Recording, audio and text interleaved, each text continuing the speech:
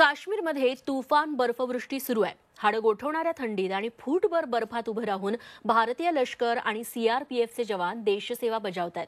निसर्गाशी दोन हात करत हे जवान आपल्या देशाचं रक्षण करतात आणि त्याचाच एक थरारक व्हिडिओही समोर आलाय। पाहुयात भारताच्या जाबाज वीरांचा युद्धभूमीवरचा हा प्रवास।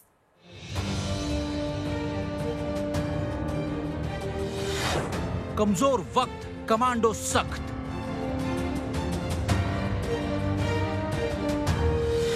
हाडं गोठवणाऱ्या थंडीत सीमेचं रक्षण,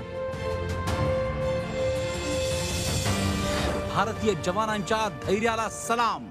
वतन वतन मेरे आबाद रहे तू, वतन वतन मेरे आबाद रहे तू, मैं जहाँ रहूं जहाँ में याद रहे तू, मैं जहाँ रहूं जहाँ में याद रहे तू, ऐ वतन मेरे वतन, ऐ वतन मेरे वतन। जिथं तुमच्या आमच्या सारख्याला एक पाऊलही टाकता येणार नाही अशा कडाक्याच्या थंडीत हे वीर जवान आपल्या प्राणांची बाजी लावून देशाच्या सीमांचं रक्षण करतायत। अंगावर काटा आणणारं हे दृश्य आहे काश्मीर खोऱ्यातलं। तिथं सध्या तुफान बर्फवृष्टी सुरू आहे, पण लाख संकट झेलून घेईल अशी पहाडी छाती असलेल्या या शूरवीरांना त्याची जराही फिकीर नाही। लक्ष एकच, माझ्या देशाचं रक्षण। शत्रू दिसला तर त्याच्यावर तुटून पडायचं, मग त्यासाठी आपला जीव गेला तरी 72। इथलं तापमान म्हणाल तर 0 ते -60°C। अशा थंडीत खाणं सोडा, पाणी पिणंही शक्य होत नाही। मात्र जीवावर उदार होऊन भारताचे हे वीर जवान एलओसीवर खडतरपणे पेट्रोलिंग करतात। भारतीय जवानांच्या धैर्यापुढे, साहसापुढे साक्षात हिमालयही झुकल्याचं दिसतंय।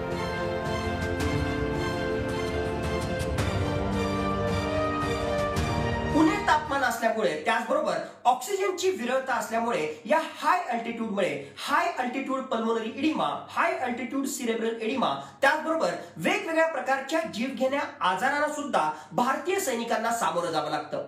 अशा प्रकारचे वेगवेगळ्या प्रकारचे खतरे असताना सुद्धा फक्त आणि फक्त देशप्रेमापोटी, देशाच्या समर्पणापोटी भारताचे जांबाज सैनिक त्या ठिकाणी कडा पहारा त्या ठिकाणी देत असतात। एका बाजूला पाकिस्तान, दुसऱ्या बाजूला चीन। भारतावर कुरघोडी करण्यासाठी हे दोन्ही देश टपून बसले, पण भारतीय जवानांच्या शौर्यापुढे त्यांचे नापाक इरादे कधीच यशस्वी होऊ शकलेले नाहीत आणि होणारही नाहीत। त्याचीच साक्ष भारत मातेचे हे वीर जवान देत आहेत। त्यांच्या या धैर्याला झी 24 तासचा सलाम। ब्युरो रिपोर्ट, झी 24 तास। भारताचा शेजारी देश चीन हा आपल्या कुरापतींसाठी आधीपासूनच कुप्रसिद्ध आहे। त्यात आता चीनचा प्रत्यक्ष नियंत्रण रेषेवरती तणाव पुन्हा वाढलाय। चीननं मोठ्या प्रमाणात सैन्याची जमवाजमव केली आहे आणि त्याला उत्तर देत भारतीय सैन्यानंही आपली कुमक वाढवली आहे। सध्या काय घडतंय भारत आणि चीनच्या सीमा भागात, बघूयात।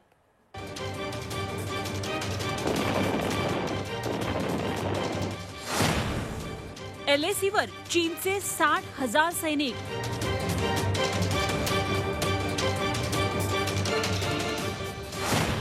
लडाखमध्ये भारतानं ही कुमक वाढवली।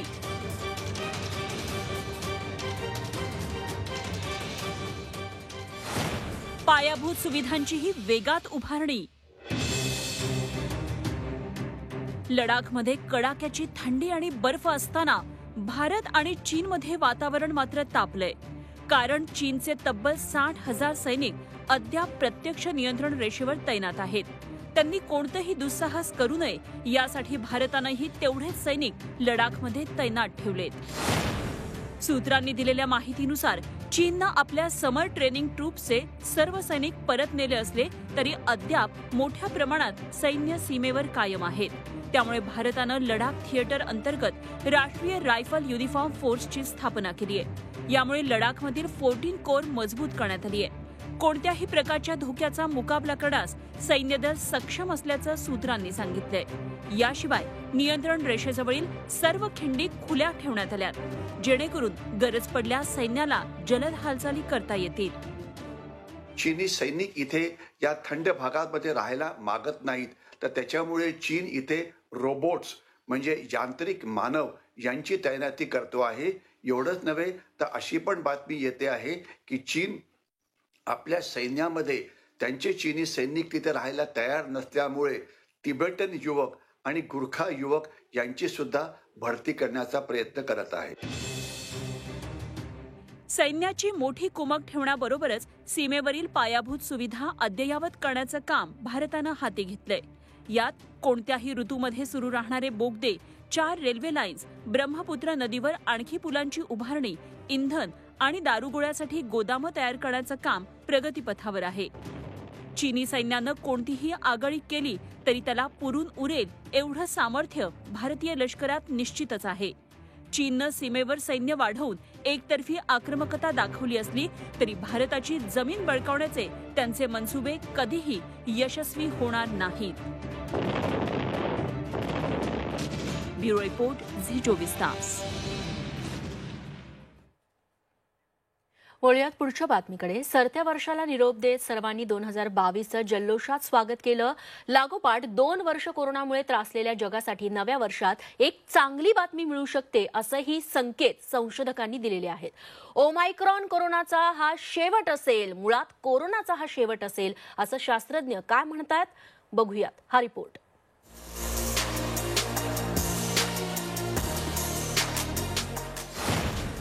नव्या वर्षात कोरोनाचा विनाश?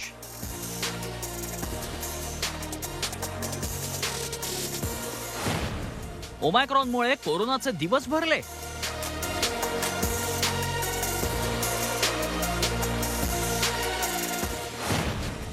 संशोधकांनी जागवला आशावाद. कोरोना गेल्या 2 वर्षांपासून साऱ्या जगासाठी डोकेदुखी ठरतोय. त्यात ओमायक्रॉनमुळे पुन्हा एकदा सर्वांची चिंता वाढली आहे. पण आता काळजी करण्याचं कारण नाही. नव्या वर्षात कोरोना हा आजार सर्दी तापाप्रमाणे सामान्य होईल आणि त्याचा खात्मा होईल असे संकेत संशोधकांनी दिलेत. ओमायक्रॉन व्हेरियंट ही कोरोनाच्या विनाशाची सुरुवात असल्याचंही त्यांनी म्हटलंय. संशोधकांच्या दाव्यानुसार एखाद्या देशातील 60 ते 70% लोकांमध्ये अँटीबॉडीज विकसित झाल्यास नव्या व्हायरसचा मानवी शरीरावर फारसा परिणाम होणार नाही. कोरोनातून बरे झालेले आणि लसीकरण झालेल्या 70 ते 80% लोकांमधील टी सेल्स ओमायक्रॉन विरोधात काम करतायत. त्यामुळे रुग्णांची संख्या कितीही वाढली तरी कोरोना फारसा घातक असणार नाही असंही या संशोधकांचं म्हणणं आहे. ओमिक्रॉन जो है, जो भी ग्लोबल एविडेंस है, माइल्डर वेरिएंट है, ऑलमोस्ट 60 to 70% से माइल्ड है. इन तीनों को देखते हुए केसेस बढ़ेंगे, बट इसका बहुत ज़्यादा इम्पैक्ट होगा हॉस्पिटलाइजेशन पे, ये बहुत ही अनलाइकली है. होने को कुछ भी हो सकता है, बट जो भी एग्जिस्टिंग एविडेंस है, जो भी साइंस में साक्ष्य हमारे पास है, उस बेसिस पे अगर कहा जाए तो इसकी बहुत संभावना कम है. याबाबत ऑक्सफर्ड युनिव्हर्सिटीनं केलेल्या अभ्यासातही दिलासादायक निष्कर्ष हाती आले. रुग्णालयात भरती झालेले ओमायक्रॉनचे रुग्ण 3 दिवसात बरे होतात असं ऑक्सफर्ड युनिव्हर्सिटीच्या आरोग्य विभागाचे प्राध्यापक सर जॉन बेल यांनी म्हटलंय. ओमायक्रॉनची लक्षणं सौम्य असून ती व्हायरल इन्फेक्शन प्रमाणे असल्याचंही त्यांनी सांगितलं. तर काही तज्ज्ञांनी कोरोना व्हायरसच्या म्युटेशनचा पॅटर्न स्पॅनिश फ्लू प्रमाणे असल्याचा दावा केला. स्पॅनिश फ्लूच्या 2 लाटा अतिशय घातक होत्या, मात्र 3ऱ्या लाटेनंतर स्पॅनिश फ्लू संपुष्टात आला. भारतासह जगभरातील सर्वच तज्ज्ञांनी कोरोना महामारीचा अंत जवळ आल्याचं म्हटलंय. जगासाठी हे निश्चितच आशादायी चित्र आहे, मात्र याचा अर्थ सर्वांनी गाफील राहावं असं मुळीच नाही. ओमायक्रॉन खतरनाक वाटत नसला तरी त्याचा उद्रेक होऊ नये यासाठी सर्वांनी काळजी घेणं आवश्यक आहे. ब्युरो रिपोर्ट, झी 24 तास. देशभरात मुलांच्या कोरोना लसीकरणाला सुरुवात झाली आहे आणि देशात मुलांचं विक्रमी असं लसीकरण देखील होत आहे.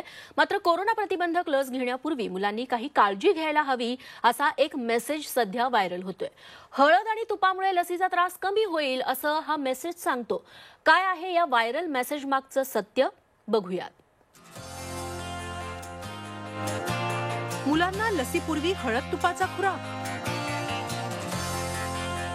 हळद तुपामुळे लसीचा त्रास कमी. व्हायरल मेसेज मागचं सत्य काय? देशभरात 15 ते 18 वयोगटातील मुलांचं लसीकरण सुरू झालंय. कोविडची लस घ्यायला जाण्यापूर्वी काय काळजी घ्यावी याचा एक मेसेज व्हायरल होतोय. लसीकरण करण्यापूर्वी घृतपान करावं. लसीकरणाला जाण्याच्या 3 दिवस आधी मुलांना 20 ते 30 ग्रॅम तूप प्यायला द्या. लसीकरणानंतरही 3 दिवस ही क्रिया सुरू ठेवा. याखेरीज जेवणात हळदीचा वापर करा. या गोष्टी शरीराला उपयुक्त आहेत. तसंच आवळा खाण्यानेही फायदा होतो असा हा मेसेज आहे. झी24 तासनं या व्हायरल मेसेज मागचं सत्य शोधण्याचा प्रयत्न केला. आम्ही गाठ घेतली ती राज्याच्या कोविड टास्क फोर्सचे सदस्य डॉक्टर उदय कुलकर्णी यांची. तूप आणि हळदीमुळे लस घेण्यापूर्वी कवच तयार होतं, त्यामुळे हा उपाय करायला काहीच हरकत नाही असा सल्ला त्यांनी दिलाय. 2 ते 3 चमचे तूप हे सकाळी आणि संध्याकाळी असं 2 वेळा द्यायचंय त्यांना. शक्यतो रिकाम्या पोटी दिलं तर जास्त चांगलं, जेवणाबरोबर दिलं तरी चालू शकतं. हळद आहे ती पाव चमचा द्यायची. आपल्याला ज्या दिवशी वॅक्सिन घ्यायचंय त्याच्या 3 दिवस अगोदर आणि वॅक्सिन घेतल्यानंतर 3 दिवस पर्यंत हे दिलं तर त्याचा फायदा जास्त चांगला होईल. 15 ते 18 हे वाढतं वय असतं, त्यामुळे लस घेण्यापूर्वी तूप हळदीचं सेवन केलं तर लसीचा त्रास कमी होईल असं डॉक्टर कुलकर्णी यांनी स्पष्ट केलं. याखेरीज काही दिवस हलका आहार, रात्रीची जागरणं टाळणं, दिवसा न झोपणं, जंक फूड न खाणं अशी काही पथ्य पाळल्यास लसीकरण अधिक सुसह्य होईल. झी24 तासच्या तपासात हा व्हायरल मेसेज सत्य आढळून आलाय. कोरोनाला हरवायचं असेल तर योग्य ती काळजी घेऊन तुमच्या मुलांना खुशाल लस घेऊ द्या. त्याआधी डॉक्टरांनी सांगितल्याप्रमाणे हळद तुपाचा आहार केला तर लस घेतल्यानंतर कमीत कमी त्रास होईल. ठाण्याहून कपिल राऊतसह ब्युरो रिपोर्ट, झी24 तास. आता प्राणीप्रेमी आणि पर्यटकांसाठी एक इंटरेस्टिंग बातमी. तुम्ही कधी हत्ती सुट्टीवर गेल्याचं ऐकलंय का? पण खरंच असं घडलंय. अमरावतीच्या मेळघाटातले 1-2 नाही तर तब्बल 4 हत्ती चक्क सुट्टीवर गेलेत. त्यांनी सुट्टी का घेतली आणि या सुट्टीत या हत्तींची कशी बडदास्त ठेवली जातीये, चला बघूया. हत्ती गेले सुट्टीवर. मेळघाटातल्या हत्तींना 15 दिवसांची सुट्टी.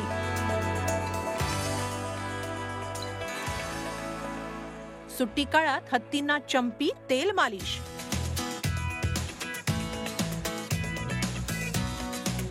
हेच ते सध्या सुट्टीवर असलेले 4 हत्ती, लक्ष्मी, सुंदरमाला, चंपाकली आणि जयश्री. मेळघाटमधील कोलकास इथले हे 4 हत्ती चक्क 2 आठवड्यांच्या सुट्टीवर आहेत. वर्षातून एकदा या हत्तींना हक्काची रजा मिळते, कारण वर्षभर काम करून ते देखील थकतात. मेळघाटातलं निसर्ग सौंदर्य पाहायला येणाऱ्या पर्यटकांना पाठीवर बसवून जंगल सफारी घडवण्याचं त्यांचं काम. पण जशी माणसं काम करून थकतात तसेच हे मुके जीवही. मग त्यांना आराम मिळावा म्हणून चक्क 2 आठवड्यांची सुट्टी दिली जाते. हत्तींच्या पायांना भेगा पडू नयेत यासाठी त्यांच्यावर खास आयुर्वेदिक उपचार केले जातात. त्यांच्या पायाला लेप लावून चांगली मालिश केली जाते. त्याला चोपिंग म्हणतात. हत्तीचा पाय आणि नखाच्या भागामधील जो काही भाग आहे त्याला भेगा पडू नये हा यामागील प्रमुख उद्देश असून 44 जडीबुटींचा अर्क फल्ली तेलामध्ये उकळून त्याचे लेपन हत्तीच्या पायांना केले जाते. हे हत्ती वन विभागाच्या दिमतीला आहेत. पूर्वी जंगलात गस्त घालण्यासाठी आणि लाकडांची ने-आण करण्यासाठी त्यांचा वापर व्हायचा. पण गेल्या वर्षीपासून मेळघाटात पर्यटकांसाठी हत्ती सफारी सुरू झाली. तेव्हापासून ते पर्यटकांची सेवा करतायत. हिवाळ्यामध्ये त्यांना विविध आजार होऊ नये, त्यांचे नख वाढले असतील तर ते काढणे हे सुद्धा वन कर्मचाऱ्यांना करावे लागतात. त्याच्या महावतला करावा लागतो. चारा कटर्स असतात ते या हत्तींची ही सगळी देखभाल आणि त्यांच्या आरोग्याची तपासणी आणि ही काळजी घेण्याचं काम करतात. सुट्टी पडली की आपण मस्तपैकी स्पा मध्ये जातो, निसर्गोपचार घेतो. आता हत्तींना देखील हक्काची सुट्टी मिळतेय आणि ते देखील जंगलात का होईना पण स्पा सारखाच शानदार अनुभव घेतायत. हे काय कमी आहे? अनिरुद्ध दवाळेसह ब्युरो रिपोर्ट, झी24 तास, अमरावती. असं म्हणतात लग्नाच्या गाठी ब्रह्मदेव स्वर्गात बांधत असतो. धुळेकरांना याचा प्रत्यक्ष प्रत्यय आलाय. रबने बना दी जोडी असं ज्यांचं वर्णन करता येईल अशा अनोख्या लग्न सोहळ्याची सध्या धुळ्यात चर्चा रंगली आहे. चला आपणही सामील होऊयात या लग्नात.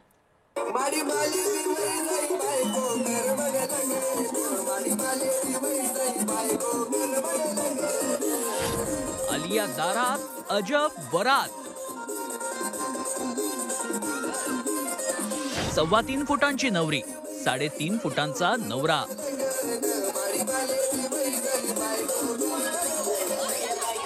धुळ्यात रंगला अनोखा लग्न सोहळा. धुळे जिल्ह्यातल्या वालखेडा गावातलं हे दृश्य. वालखेड्यातील भावेश मोरे आणि चिमठाण्यातली निकिता माळी यांचा लग्न सोहळा असा धूमधडाक्यात पार पडला.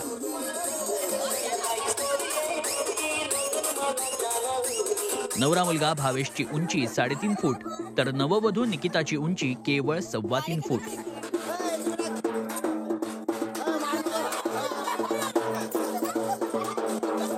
दोघांचंही 12वी पर्यंत शिक्षण झालंय. नियती आडवी आली आणि दोघांची उंची खुंटली. त्यामुळे कुटुंबियांना त्यांच्या लग्नाची चिंता लागली होती. पण म्हणतात ना, भगवान के घर देर है मगर अंधेर नहीं. काही समाजसेवी मंडळी एकत्र आली आणि दोघांची लगीनगाठ जुळली.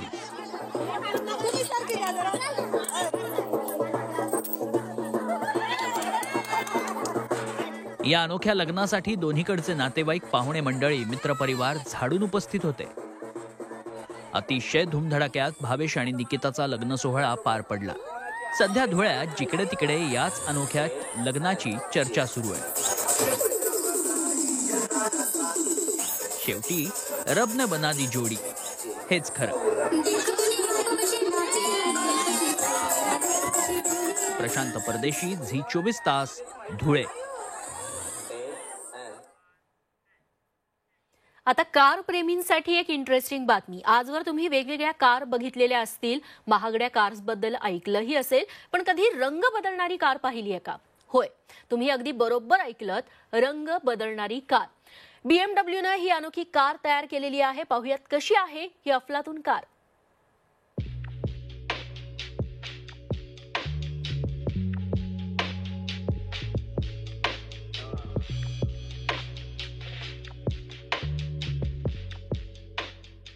कधी पाहिलीये रंग बदलणारी कार? एक बटन दाबा, कारचा रंग बदला. BMWचा अनोखा आविष्कार.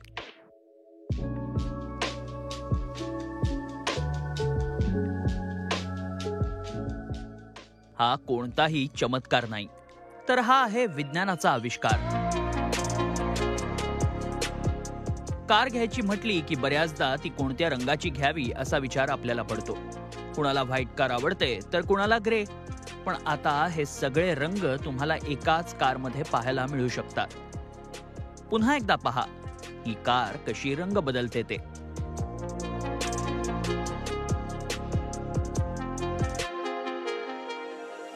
नामांकित कार उत्पादक कंपनी BMWनं ही अनोखी रंगीत कार तयार केली आहे. अमेरिकेतल्या लास वेगास शहरात सध्या सर्वात मोठा इलेक्ट्रिक शो सुरू आहे. त्यात ही कार सर्वांचं लक्ष वेधून घेतेय. BMW कंपनीनं iX नावानं ही इलेक्ट्रिक कार तयार केली आहे. तिची खासियत म्हणजे एक बटन दाबताच या कारचा रंग बदलतो. अगदी फोनच्या डिस्प्लेप्रमाणे ही कार रंग बदलते. तुर्तास कंपनीनं या कारच्या इतर फीचर्सची कोणतीही माहिती दिलेली नाही. त्यामुळे ही कार नेमकी कशी आहे, त्याची किंमत किती असेल हे जाणून घेण्यासाठी कार प्रेमींना आणखी काही काळ वाट पाहावी लागेल.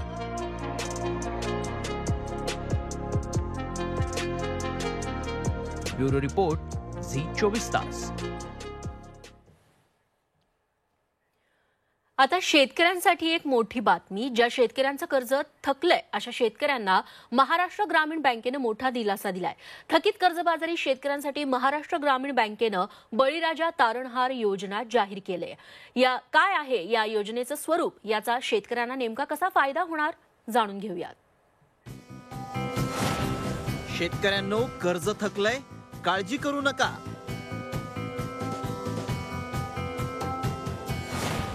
महाराष्ट्र ग्रामीण बँकेची बळीराजा तारणहार योजना.